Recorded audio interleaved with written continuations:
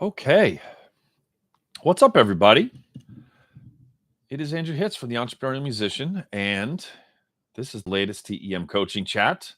This is why building a following on social media is building on rented land, which is a dangerous thing and something that we have to be careful of, and I'm going to explain why. And to be clear, I'm not in any way anti-social media. I talk about it a lot. I use it a lot, but I'm going to explain why we can't only build it on social media. Our following, that is. One of my three TEM coaching clients that I had yesterday. It was a long day. It was an awesome day. Had an interesting experience.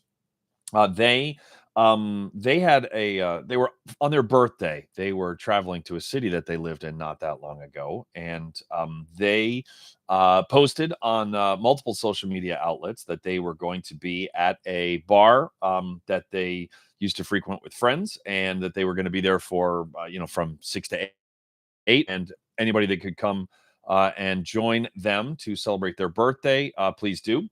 And then this person also emailed a bunch of people saying the exact same thing, and six people ended up showing up at this hang. And the this client asked them whether they saw it on social media or whether they saw the email, and every single one of them said that they saw the email and that they responded to that.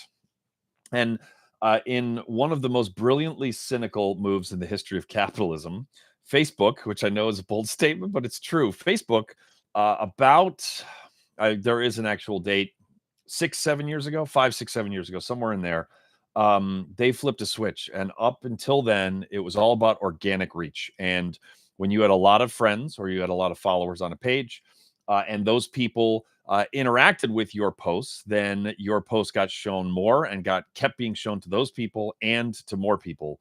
And they flipped a switch literally overnight where suddenly it is pay to play.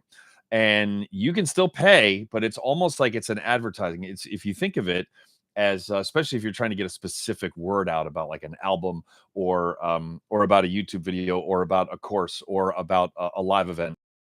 Think of it like you're, if you're old like me, you're like buying an ad for the radio or TV, right? They're not just going to do it because because you're a nice person, right? You have to pay to play on Facebook. And so a lot of people built followings, and now you just have to pay to get your followers who have already said, I want Andrew Hitz from the Entrepreneurial Musician to bother me on Facebook. Like, I want to see the stuff that he is posting. I have to pay to get those people to see the Facebook posts, which again is just like cynically brilliant. But and this is one of many reasons why social media is rented land. Like, I do not own the relationship with my Facebook followers. Facebook does. Platforms close. It wasn't that long ago. If you're of a certain age, then you remember that MySpace was something that every single musician had a MySpace account. It was actually kind of cool for musicians because you got to feature songs up at the top. Like, it was great.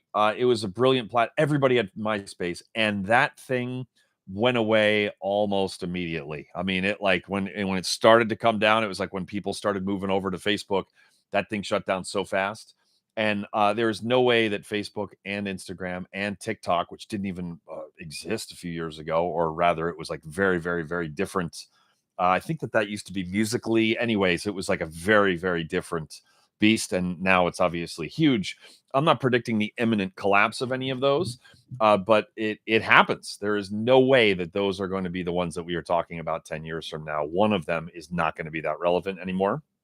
Um, hell, Twitter was just bought by someone who is in the process of literally dumped. And again, engagement, which they've actually added onto tweets. They've added verified views of tweets. You can actually see that those verified views are going down. It's like it's not quite showing the data that I think that the people who decided to add that have been showing. And there's a lot of data that like Twitter reach is going down because there's a lot of people who are bailing on the platform. There's a lot of people who aren't bailing, but who are just on there less. And so again, if you have a big Twitter following, it's going away because a billionaire bought it and is changing it fundamentally, which is his right to do since he bought it. but that is not good for the people like us who have built a following there. You can also get banned for violating terms of service, even when what you did is not actually true. There, you cannot call 1-800 Facebook if Facebook has decided that you have violated some, you know, some term of service. You can't, like, it's gone. There are stories absolutely of people who completely on the up and up. Yeah, is that common? No, but it happens. And so I think, as you can see, for all these reasons, like, you don't own, again, you don't own your following on social media. You're renting it, and they can tell you that you're getting evicted. Your people can all move to some other place. And so it's really, really vital that we own the connection to our 1,000 true fans, or to our 8 true fans, or 80 or 800, or whatever the number is on the way to 1,000 true fans. Ways that you can connect, in a way that you own, having a website, having a blog, having a podcast, and you can. YouTube is a social network on its own, and there's no way that YouTube is going to be singularly dominant. But that one, you can also post video in multiple places. You can host video yourself if you want, like, so you don't have to. If you're not a good writer, you shouldn't, like, write blog posts. If you're not good on video, I would say this: no one is good on video until they do a lot of video. I am not terrible at video. I'm also not great at video, and there's some equipment I could buy, and I just need more reps. And my video editing is getting a little bit better. It's not horrible. Like, no one looks at my videos and goes like, "That's slick." But point is, you don't have to do all of this. In fact, you arguably shouldn't do all of this. But there are ways that you can also have an email newsletter, which is a great way to own the connection with your tribe. And so I think it's important to think and intentionally try to own the connection with these people, so that it cannot be taken from you by our capitalist overlords. So, and I want to be clear: I am not anti-social media. I'm posting about this TEM chat on social media. I'm going to post about it on Instagram. I'm going to post about it on Facebook. I'm probably not it, because I've been spending significantly less time there. I might post about it on Mastodon. I am not anti-social media at all. I just know of people. I saw a former student of mine posted asking for advice about a website and where to host it. I'm going to sit down with him and give him, like, some TEM coaching, essentially for free, and just give him all the things to think about.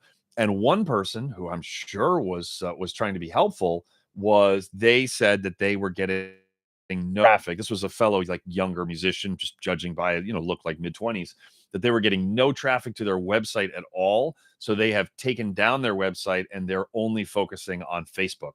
And that is just like, if that was a TEM coaching client, or my kid, I did not jump in and be like, "Hey, here's an unsolicited," like, I did not. I kept my mouth shut. But that's not good. Like, that is not good, because that has a shelf life to it. And I'm not going to predict whether that's, I don't think it's going to be a month, but a year, or 3 years, or 5 years. But if you're 25 and you're looking to do this music thing, for your life, then you want ways that you can connect with your fans that are going to be around in 20 years.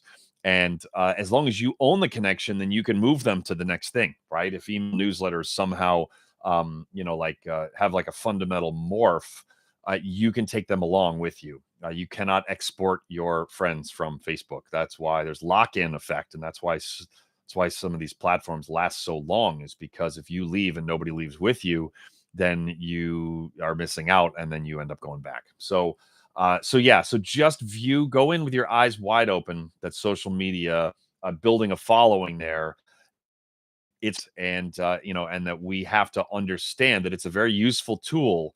But if it's the tool in our toolbox for networking and staying connected to our fans, then that is eventually a recipe for disaster. So don't do that. Anyway, thank you for listening, and I really appreciate it. And if you have any subject that you want to hear me talk about in one of these TEM coaching chats, please hit me up. You can email Andrew at at TEM FM. I'm serious. I would love to hear from like what challenges or if you hear something that I say, you're like, no, that's not right. Like I'd love to hear people who disagree. I love, of course, love to hear people who agree. But let me know. I would love to hear from you, and I would love to address some questions that I get directly from anybody who checks this out. So anyway, I appreciate it very much, and thank you so much. Peace.